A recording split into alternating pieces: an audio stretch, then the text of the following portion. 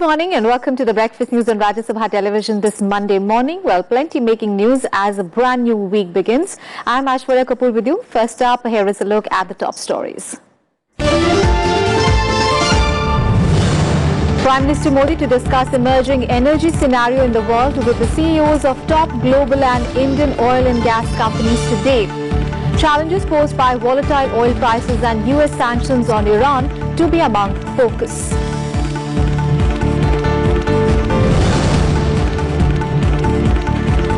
Data localization norms to kick in from today. RBI has asked all system providers to ensure data retailing to the payment systems operated by them are stored within the country. Two top US senators asked Prime Minister Modi to adopt a soft stance on the matter, saying it will adversely affect American businesses.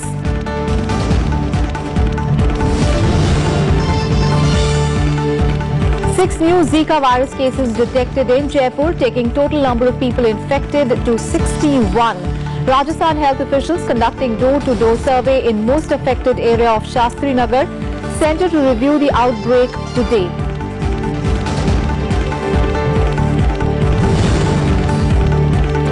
Issue of infiltration, a matter of national security for the BJP, says Party President Amit Shah. Addressing BJP workers in Hoshangabad in poll-bound Madhya Pradesh, says every infiltrator will be expelled from the country after BJP wins 2019 polls. Congress President Rahul Gandhi on a two-day visit to the state from today.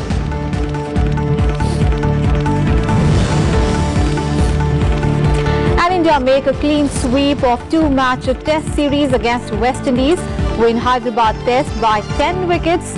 Medals tally at Youth Olympics being held in Buenos Aires swells to 10.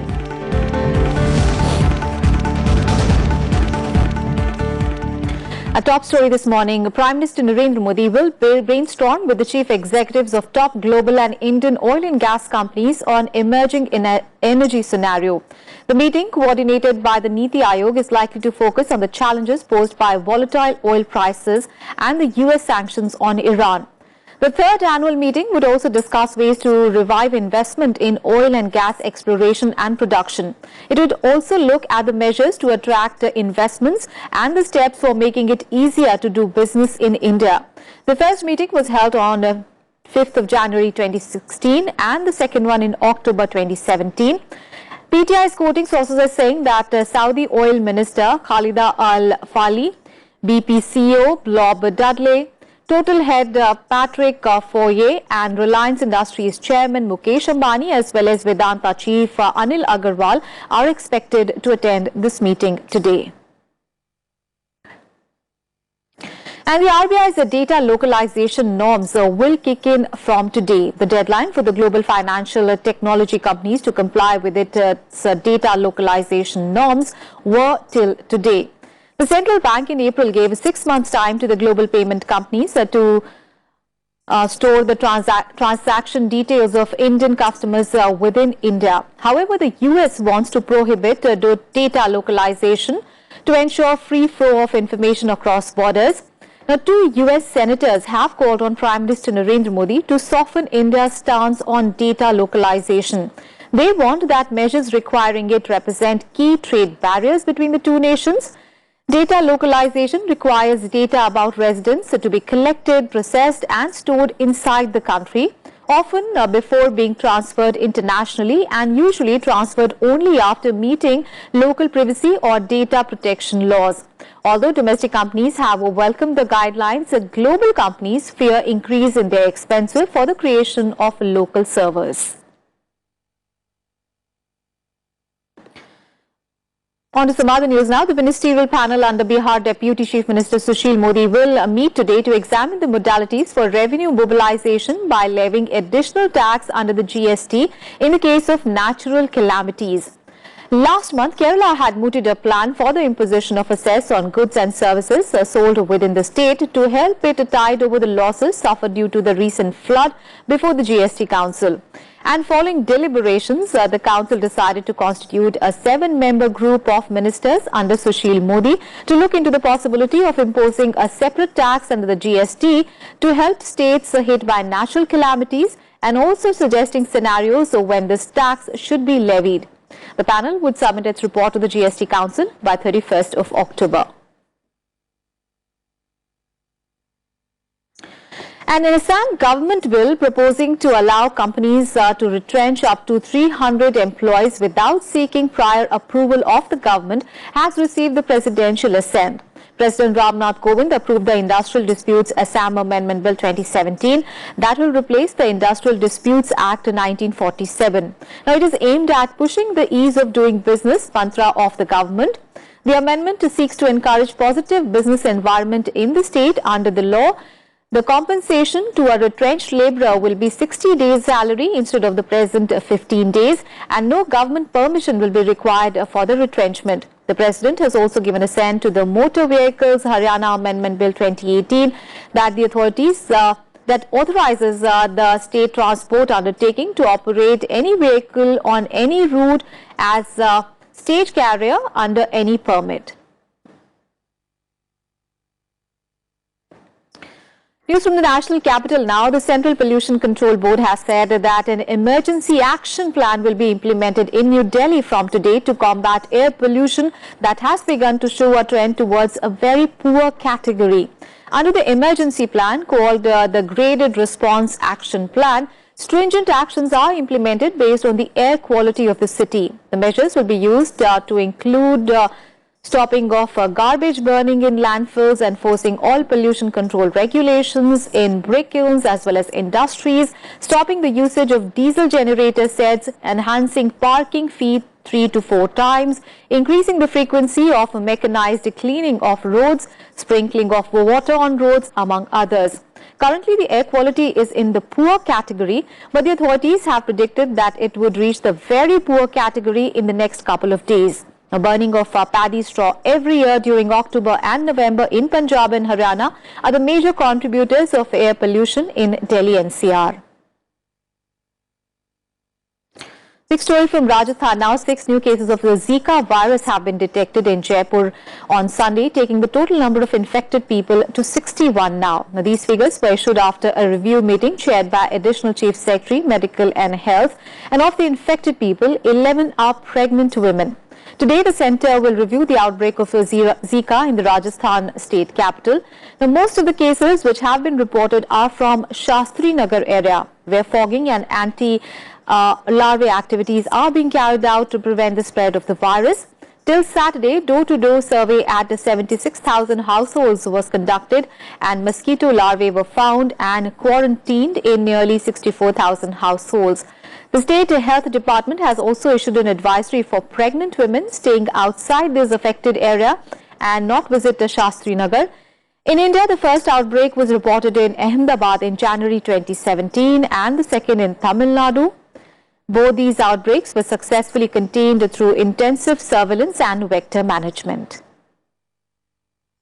As per the guidelines of Government of India, we are combing the entire area, especially Shastri Nagar.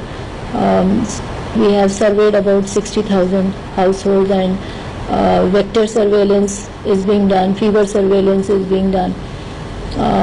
Lot of treatment for vector control is being done, and more than 200 teams are visiting these houses every day. So the vector density has reduced considerably. We have identified fever patients, we have identified pregnant women, and samples are being drawn. Testing is on. News from pole-bound Rajasthan, Madhya Pradesh now. BJP National President Amit Shah will address party functions at Satna, Rewa and Jabalpur district of pole-bound Madhya Pradesh today. Amit Shah, who is on a 2-day visit to the state starting from Sunday, will also address a tribal function at Dindori district. On Sunday, the BJP president said that the issue of infiltration is a matter of national security for the BJP. Speaking at a party workers' convention at Hoshangabad in Madhya Pradesh, he added that the BJP government will expel every infiltrator from the country after winning the 2019 Lok Sabha election. During his visit, he also made an appeal to the party workers to ensure a massive victory of the party in the poll-bound states, including Madhya Pradesh, Chhattisgarh, Rajasthan in 2018. Bharatiya Janata party के लिए घुसपैठिए देश की सुरक्षा का मुद्दा है। मैं पूछना चाहता हूं राहुल गांधी को, अब जब मध्य प्रदेश आइए, जवाब दीजिए, ये घुसपैठियों को देश से निकालना चाहिए या नहीं निकालना चाहिए। उन्होंने मध्य प्रदेश की जनता को बताना चाहिए, जब एक घुसपैठिए घुसकर बम धमाके करते हैं और इस देश के नागरिकों की मृत्यु होती है, इसकी जिम्मेदारी क्या आप लेने के लिए तैयार हो? And Congress President Rahul Gandhi will also be on a two-day election campaign in Gwalior-Chambal region of Madhya Pradesh starting today. During his two-day tour, Rahul Gandhi, accompanied by State Congress President Kamal Nath and Election Campaign Committee Chief Jyotiraditya Scindia, will address 6 public meetings and hold 2 roadshows while campaigning for the party in Gwalior, Datia, Shiopur and Morena districts. Earlier on Tuesday, he will visit the Gurudwara inside the Gwalior Fort and travel to Shiopur to address a public meeting. Time to take a very short break here. We'll be right back.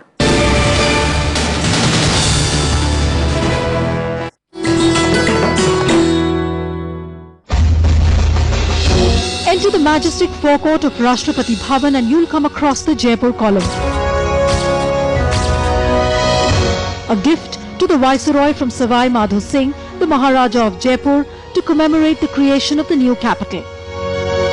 The 145-meter high column is crowned with 6 pointed crystal stars on a bronze lotus, and inside the stone shaft runs a steel tube which weighs a little more than 5 tons.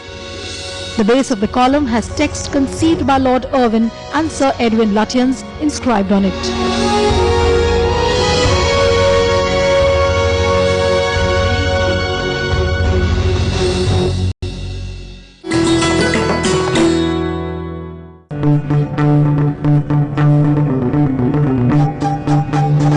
Art arisen from a multi-hued cultural canvas.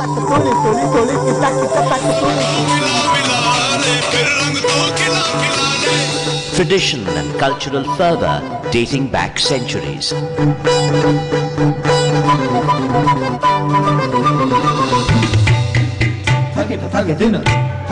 And encircling them all, there's a magic that awes. Embrace your nation's brilliant human warmth.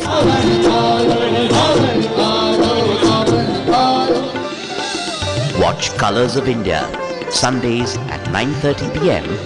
on Rajya Sabha television.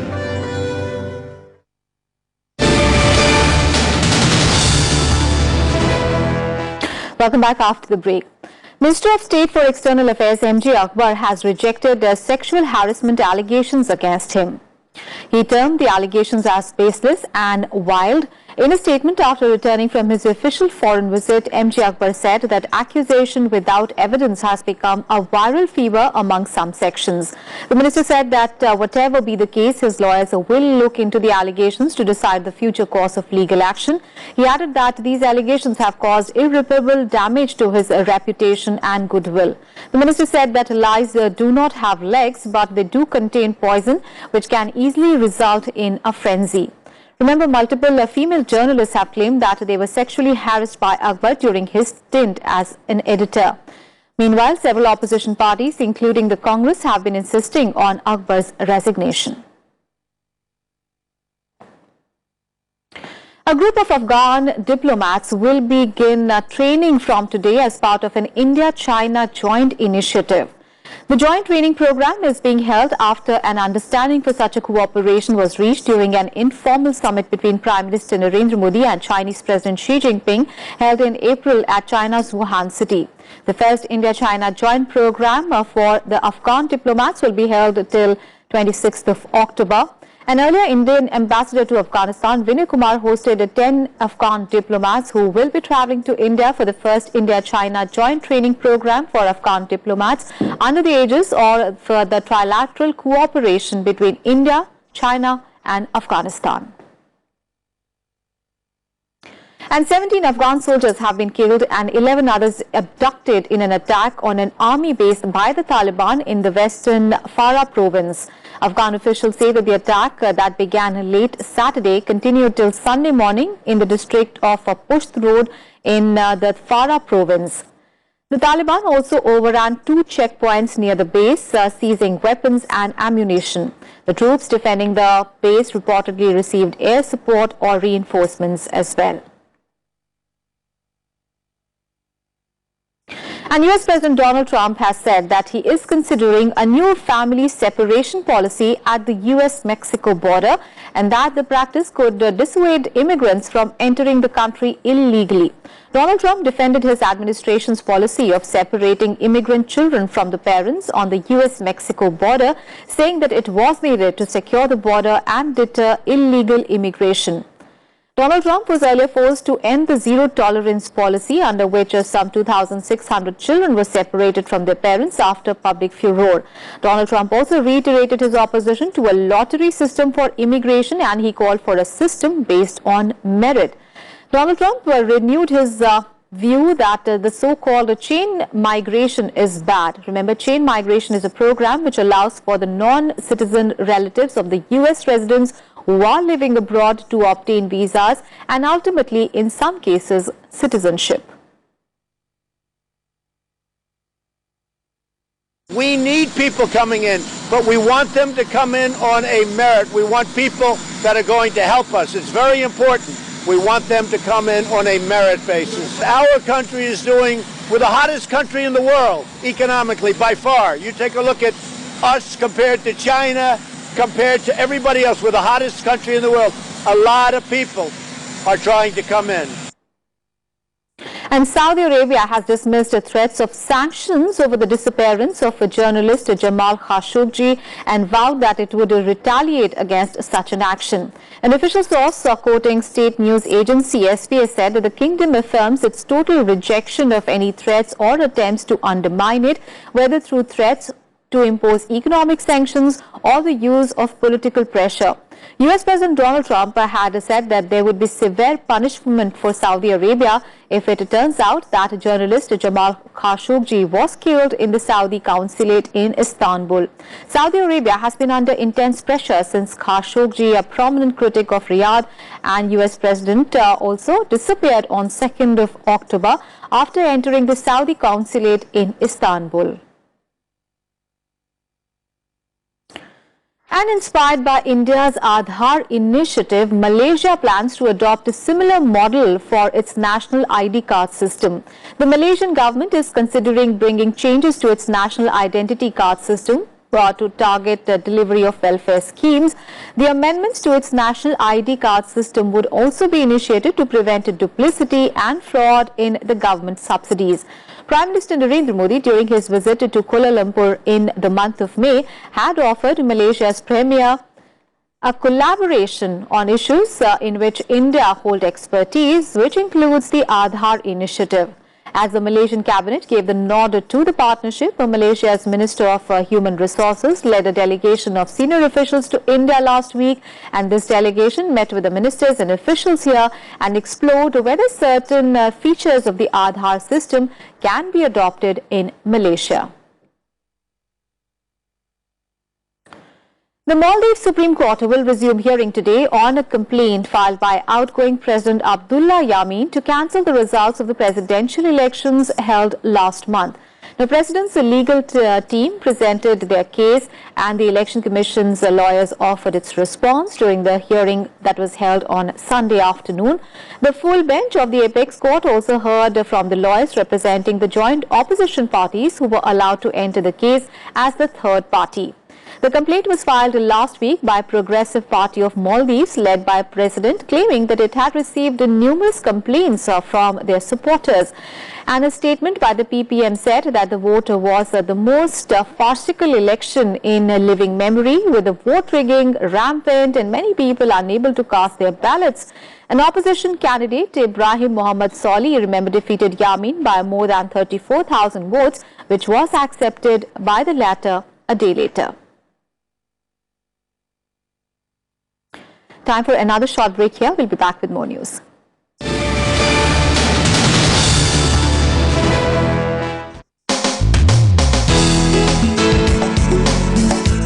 Rajya Sabha TV's YouTube channel has just crossed a new exciting milestone. It now has over 1 million subscribers. That's more than 10 lakh people who like and want to watch RSTV. Over 15 crore people have watched our videos. Our online viewers are also engaging with us more actively on YouTube. More and more people like, share and comment on our videos. We thank you, our growing tribe of RSTV viewers. We will strive every day to bring you more exciting and engaging content. So stay tuned to Rajya Sabha TV.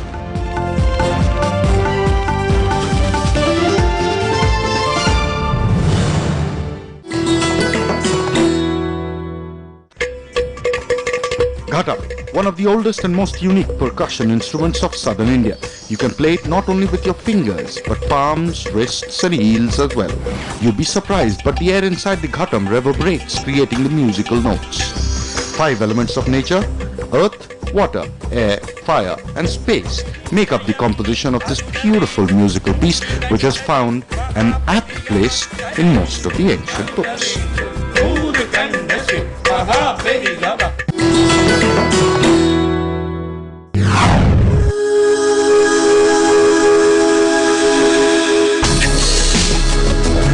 Tales that inspire. Stories of social change. A salute to diversity. Promoting public discourse. Events that motivate. Inspiring the innovative spirit. Watch Rajya Sabha television documentaries.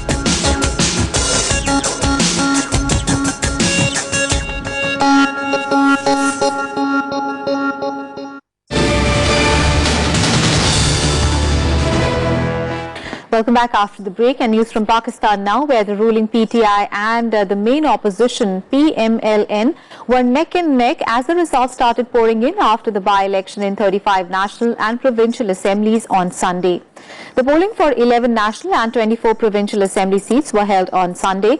The counting began soon after the closure of the voting.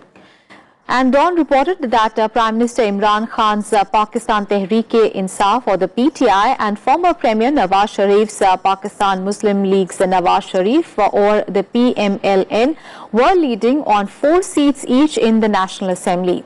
Pakistan Muslims League Qadi was leading on 2 seats, and Madhya Majmil Amal was leading in 1 seat. Now, most of these seats were vacated by those candidates who had won on more than 1 seat during general elections on 25th of July. All the sporting action now in cricket. India has swept the Test series 2-0 against West Indies, so winning the second and the final Test match by 10 wickets in Hyderabad. India chased the total of 72 runs in the second innings in just 16.1 overs without losing any wicket. West Indies were earlier all out for 127 in their second innings. Umesh Yadav was declared the player of the match for his maiden 10-wicket haul, and Prithvi Shaw was adjudged as the player of the series. Earlier, India, resuming their overnight score of 308 for 4, were all out for 367 in their first innings, taking a lead of 56 runs. For India, it is their 10th series win at the home since their last defeat against England way back in 2012.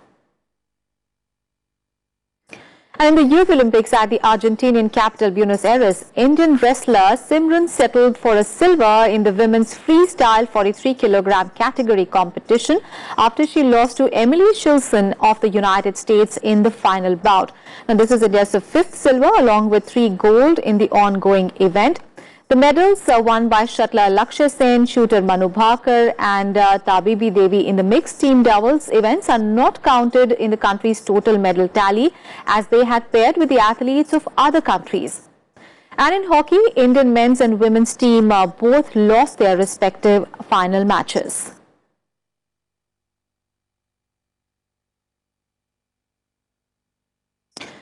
That's it in this edition of Breakfast News. News and updates continue on your channel. Thanks for watching.